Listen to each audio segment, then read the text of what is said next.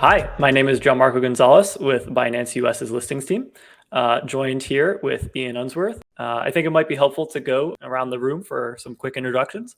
Ian, you want to kick it off? Yep, sure. So I'm Ian Unsworth. I'm a researcher at Binance US. We're very excited to kind of dig into what Fantom has in store today, where you're coming from and where you're going. And yeah, excited to get into it. Awesome. Yeah, it's great being here with you guys. Again, thanks for the opportunity. So my name is Michael Kong. I'm the CEO of Fantom. I'm here today to basically talk about whatever you guys are really interested in talking about, like anything Fantom related or even not Fantom related. Wonderful. All right, well, we'll jump right into it. Could you give us a quick overview of Fantom for our listeners? Yeah, sure. So Fantom is one of the so-called layer one blockchains or distributed ledgers, to be clearer about it. So we have our own consensus engine and our own network that basically interacts or has integrated with the Ethereum virtual machine or the smart contract stack that is similar to what is on Ethereum. So the way that you would write and deploy smart contracts on Ethereum pretty much works the same way as on Fantom. The key difference being is that we have an entirely different consensus engine. So what kind of differentiates us is being able to process multiple transactions simultaneously. It's what we call being able to process transactions asynchronously. So instead of processing, say, one block at a time, you can process multiple blocks at the same time, maybe 3 or 4 or 5, depending on the level of network traffic. That's the key differentiator in terms of the technology. And in terms of the team, we're a team of more than 45 people over the world. So myself and our chairman are based in the Bahamas, and we have people on the west and east coast of the US, people across Europe. Some people have moved to Dubai as well, a couple of people in Sydney, and a few people in Asia as well. So we're really very much like a distributed team. We do have a team of developers in the Czech Republic. That's probably the only real physical office that we actually have on the ground. Apart from that, everyone's working on all different time zones. Very interesting. I'm curious to know, how are you able to process multiple different blocks asynchronously? That seems like a very novel design mechanism. Yeah, that's correct. I mean, that was kind of the hardest part of the technology. I mean, the hardest solution to solve is how do you process multiple transactions simultaneously or transactions asynchronously, while still getting a final ordering of transactions across different nodes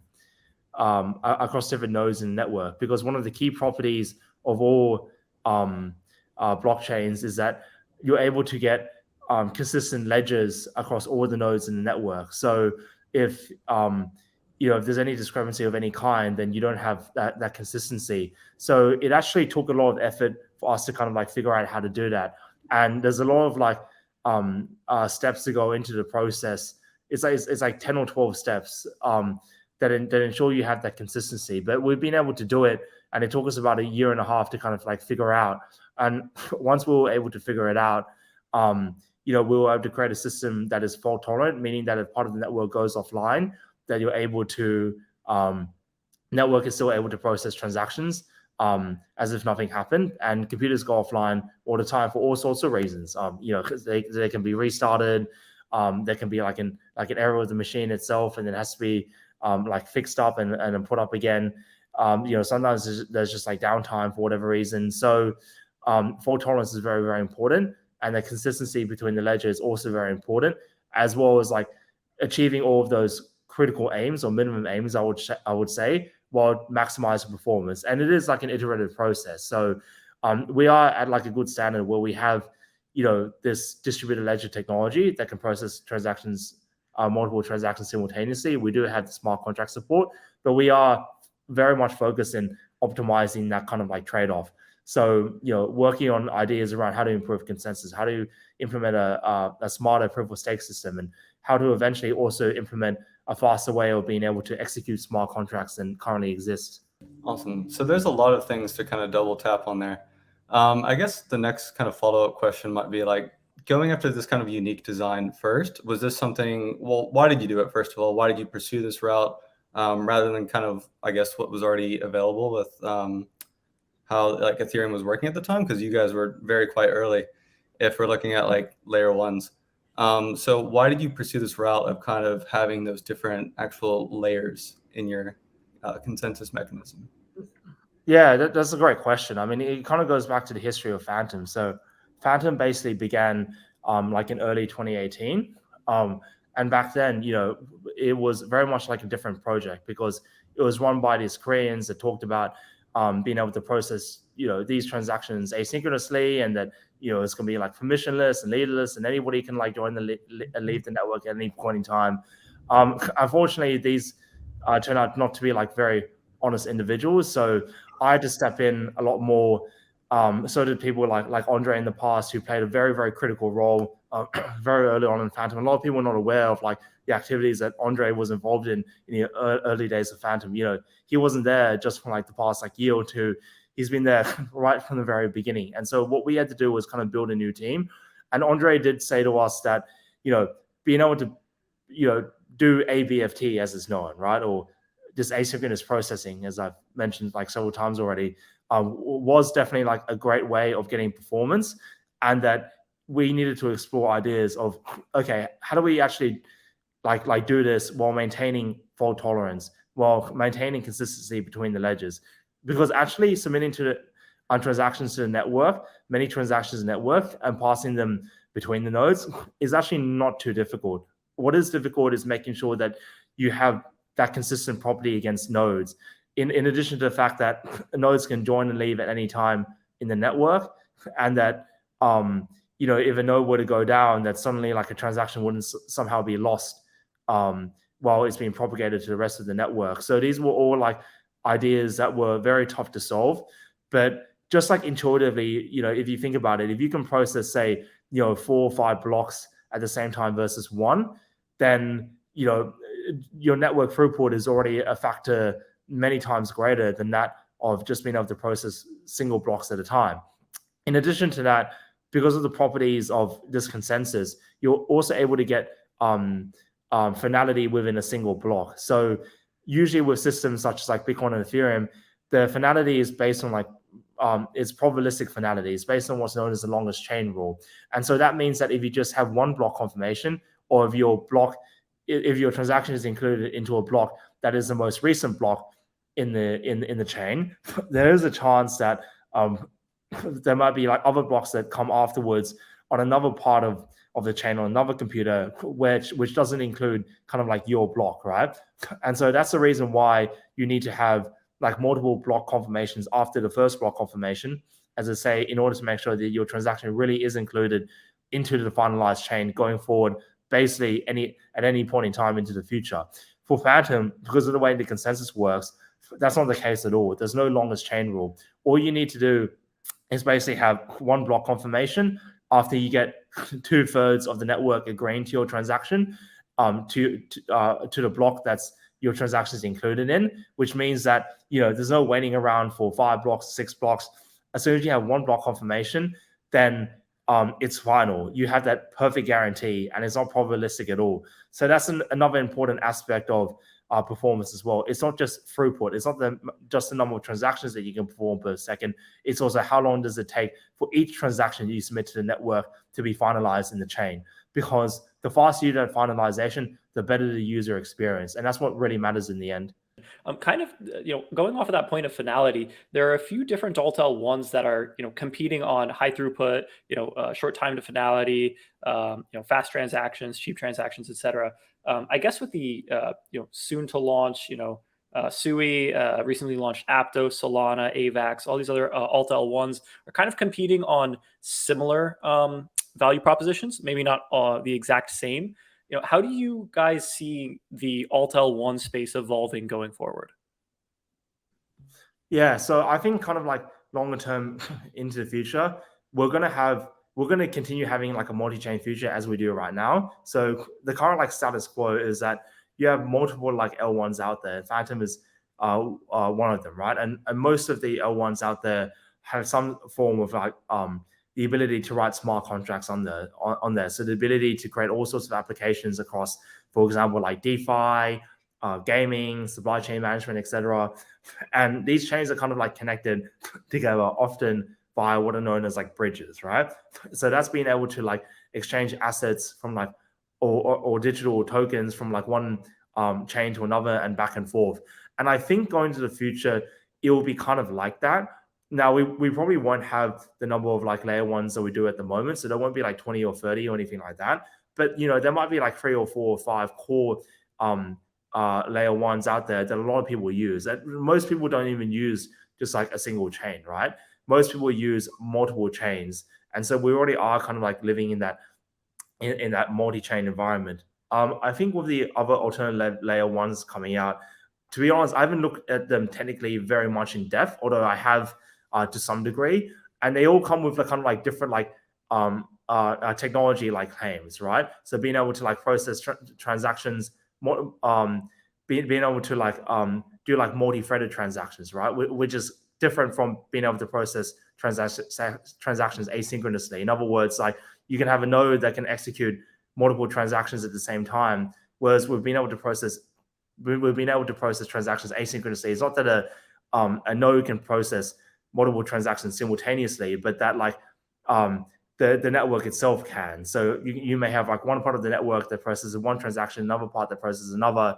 What Aptos is claiming is that you can do it all within kind of like one node, is my understanding, if that kind of makes sense. So I'm not really sure like how strong that idea is at the moment and how much in production it is, but in the end, these are all like interesting technology claims that are being made, and I think that's fine. Like for example, on the Sui side, they've created a new programming language, which is actually like quite an interesting programming language, and I think definitely better than something like Solidity, because Solidity is not a very good programming language. But it remains to be seen if they can get traction with these new ideas. And in the end, it's kind of like competition, right? And competition is good in a free market because you get kind of like a race to the top. So you get people, competing against one another to come up with the best technology and to come up with a technology that basically creates the best user experience, which I've repeated on multiple occasions, really comes down to like security. It comes down to cost. It comes down to and it comes down to like speed. So that's what users really care about, those kind of like 3 factors. And I can get into a lot more detail about how Fantom plans to kind of like be unique in terms of the technology that it's developing right now. Yeah, we're very interested in that. Yeah, I'd love to zoom in on one of the things you said. So like we absolutely are like a multi-chain world right now, I'd say. You say that we're probably going to zoom in onto like 5 or so chains. First of all, why would this be? And then how do you see Fantom being one of those 5?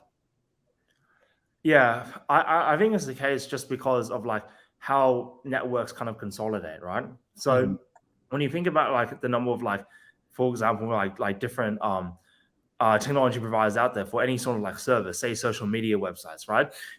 People don't really use like 20 or 30 social media websites, right? People use a few, right?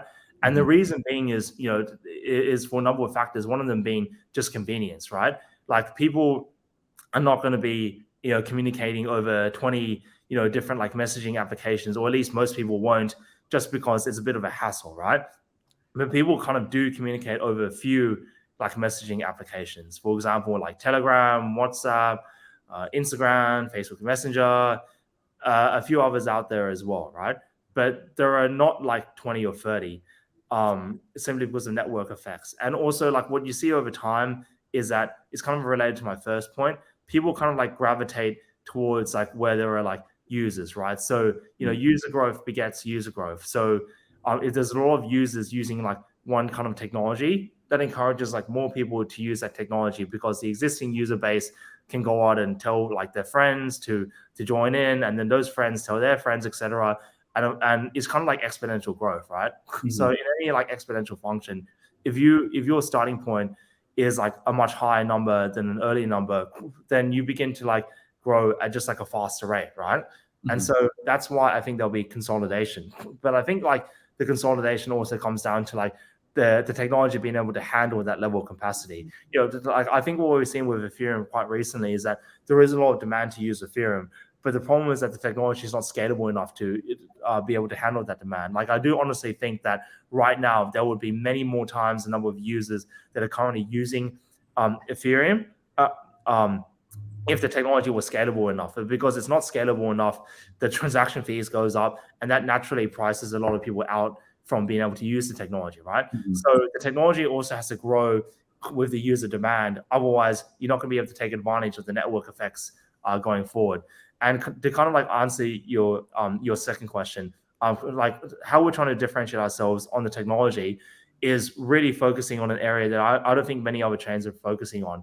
And that's specifically on the middleware. So creating our own virtual machine, creating our own storage solution that can really like fix a lot of the downsides of the current like EVM or smart contract stack that's inherited from Ethereum, which like Fantom uses and which many other chains use. The problem with that technology stack is that, on the one hand, it is great. It was like the first iteration of a smart contract engine. They the original Ethereum developers back in 2014, 2015, had to do a lot of work to get it up and running. They had to build it from scratch. So there was a lot of achievement there, but there are a lot of like performance downsides, which I can get into a lot of technical detail about. But basically, like the storage solution is very, very slow, and it keeps getting slower as the chain gets larger. And the EVM is also quite slow, but that accounts to maybe about 15% of the slowness in transaction processing. So we kind of figure out a new way of implementing a storage solution that kind of like doesn't get slower as the chain grows. And that really gives you like kind of like fast read and write access to the underlying data as you're in the process of executing a smart contract. And we're also developing a new virtual machine that kind of like takes a lot of ideas around how to optimize virtual machines and kind of like creates a very modified version of the EVM to the point where it's basically like a new machine. And we're in prototype stage at the moment. We have a prototype virtual machine that we're enhancing over time. It already gives us about a 50% improvement upon EVM performance while still being able to do exactly the same sort of functionality. We have a storage prototype that's under development as well. And hopefully we can get that up and running by the end of the year. And I think that will automatically, if we do it properly, increase the network throughput of the chain by a factor of like, 4 or 5 or even like 6. So I think that's a big differentiating factor. Whereas like I think many other chains are focusing on all sorts of different ideas that don't necessarily like optimize trade-offs before in terms of like decentralization and security and performance, but really just trade like kind of like one for the other. For example, like the issue with the layer 2s, right, is that you're basically like sacrificing decentralization for a massive increase in performance, right? The reason why the layer 2s have much better performance metrics than say like the underlying like Ethereum chain is because they simply the number of computers that have to confirm transactions are simply far fewer than exists for Ethereum, right? But that's not really an optimization. That's just a trade-off, right? What we want to do is not have trade-offs as much as we can. It's to basically optimize with what's known as the blockchain trilemma. And again, as I mentioned before, it really just comes down to 3 things: security, cost, and speed. Mm-hmm. So awesome. So what you're referring to when you're saying your new virtual machine, you're referring to the Fantom virtual machine? Yes, that's right. Yeah, what's known as popularly termed like the FVM or the Fantom virtual machine. But I've seen a lot of people in the community talk about just like the Fantom virtual machine. To be honest, it's multiple parts of the technology stack, of which the Fantom virtual machine is a part of it. But if you want to categorize like all these smart contract execution improvements as being like the FVM, then that is, I would say, I guess like loosely like is broadly correct. And at a high level, could you kind of explain for our listeners who aren't really familiar with kind of how these blockchains are composed, what exactly a virtual machine is? Yeah, sure. So actually, you're right. I should have given like a more kind of broad overview of what I mean by all this technical jargon. But basically, when you execute what's known as a smart contract on, say, Ethereum, right? And a smart contract is simply a computer programming language. Sorry, it's simply a computer program or application that exists on the blockchain, right? And so a smart contract, you can think of like, these DeFi applications, being able to swap one asset from another. You can think about like a gaming project that is integrated with the blockchain. You can think of like all these different use cases. These are all applications that use what's known as a smart contract. So a smart contract is written in a specific programming language, and then that programming language has to be kind of like translated for the machine to understand, right? Because when we write computer programming languages, it's kind of like in English, right? You have terms such as like variable, you have terms such as function, and these are all terms that are not like understood by a computer, because a computer cannot understand linguistics, cannot really understand like English in the same way that we can. So what happens is there's a layer of software that kind of translates the smart contract that we write in English into something the machine can read, and it's kind of called like machine readable code. And at its very base level, it's binary. It's like zeros and ones, right? Now humans don't really like read zeros and ones, right? That's just not like how we really think, right? But that's how the computer thinks at a very base level, right? So what I mean by a smart contract execution engine is having these tools such as a virtual machine, such as a compiler, to do that translation. And so what happens is that you write your code, and then you're running through what's known as a compiler, which is a layer of software that translates your code into another language that the computer can understand, right?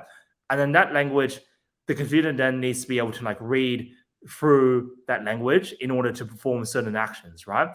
And so this is when the virtual machine takes place, right? So the virtual machine is basically like another software layer that is a machine that kind of like takes in that data that's being compiled and basically produces your result, right? And so the virtual machine will run through these instructions that it's given and then perform all sorts of operations, right? And then those operations interact with the underlying chain, right? So the underlying distributed ledger has like a whole bunch of data stored on it, right? And so what the computer does when it's executing a smart contract is that it continuously like retrieves information from this from the distributed ledger, and it sends information to the distributed ledger. And so what this means is that when you execute a smart contract, it's not just a matter of consensus. It's not just a matter of like, oh, your transactions in the blockchain now, and it's being shared between all the nodes in the network. It actually composes of many aspects of transaction processing, where consensus is just simply one part of it, right? So when I talk about these optimizations, I mean, how do you do the read and write component a lot faster than it currently exists? How do you actually execute the sequence of instructions a lot faster than it currently exists? Because all of those aspects go into the user experience, into like, the slowness of being able to execute transactions, the cost of executing transactions, because if it takes a lot of effort for a computer to execute a transaction, that's additional cost to the computer, which gets passed on to the end user, right? And of course, in terms of security, you got to make sure that the computer executes it in the correct sequence. If there's a bug, if it doesn't execute in the correct sequence, then you get the wrong result, right? So all these aspects in terms of transaction processing that kind of like apply to consensus pretty much also apply to other parts of the technology stack as well. And so that's what I mean when I talk about smart contracts and virtual machines and that sort of thing. It's all about how the computer actually is able to execute the transaction, is able to actually give you the result that you want at the end when you submit a transaction to the network. So is the difference in philosophy there between Fantom's approach and Ethereum's approach is that Ethereum is saying, okay, we can solve the trilemma problem by abstracting away data availability and security layers, and whereas you guys are saying, hey, wait a second, this isn't optimized enough as it stands, and there's still more room or juice to squeeze out of the underlying L1. Is that kind of the difference you guys are making? Yeah, I mean that's broadly correct. I mean, what Ethereum and like other chains have been like kind of focusing on, right, is trying to do a lot of execution like off chain, right? And the easiest way to do it is like what we already see with L2s that exist there. Is simply just set up like another network that requires like less consensus in order to confirm transactions and then read the results back into the chain, right? And as I mentioned before, that does work in terms of getting you a lot more performance, but you're already trading off like decentralization for performance, right? So depending on your use case, that might not necessarily be ideal. The other solution that's kind of out there, which we're also exploring, to be clear, is the use of what is known as ZK proofs or zero knowledge proofs. And basically the idea there, and to be honest, this is not kind of like my area of background and in technology. It's not really something that I'm like extremely familiar with at a technical level. But broadly speaking, my understanding is that if you're able to execute a transaction on a single computer but then be able to generate a result where other computers can simply just confirm that result rather than have to redo the execution. You may be able to create something where you can just trust like a single computer to execute something and then propagate that to any network size whatsoever, which will massively increase scalability. Now, the problem right now with zero knowledge proofs is that a lot of work has actually been done in zero knowledge proofs for all sorts of different applications, not just for blockchains, right? Being able to gain efficiencies, for example, in like being able to execute, being able to improve the execution of mobile virtual machines. And I remember Bernard telling me this, that people have been trying to implement zero knowledge proofs for mobile phone virtual machines for the past 20 years. And they have come, they have been able to achieve like some results, but not enough to be able to like actually use in production, right? And so the big problem with zero knowledge proofs is that how long it takes for you to be able to actually generate the proof, right? And is the speed and the cost of actually generating the proof better than the cost of simply executing the transaction across multiple different kind of nodes, which is kind of how it's done, right? And I think there have been a lot of efficiency gains in being able to execute zero knowledge proofs over the years. There's a lot of like very smart people out there and a lot of resources, being put into finding more optimizations. So maybe zero knowledge proofs are the answer in the end. But so far, I don't think there's anything in production right now that would entirely replace kind of the execution environment that we see for smart contracts, which consist of, some simple transactions, some very large and complicated transactions. And, these are mini transactions on a daily basis that take place. So that's the other kind of like scaling solution people have been talking about, other than scaling solutions related to consensus itself.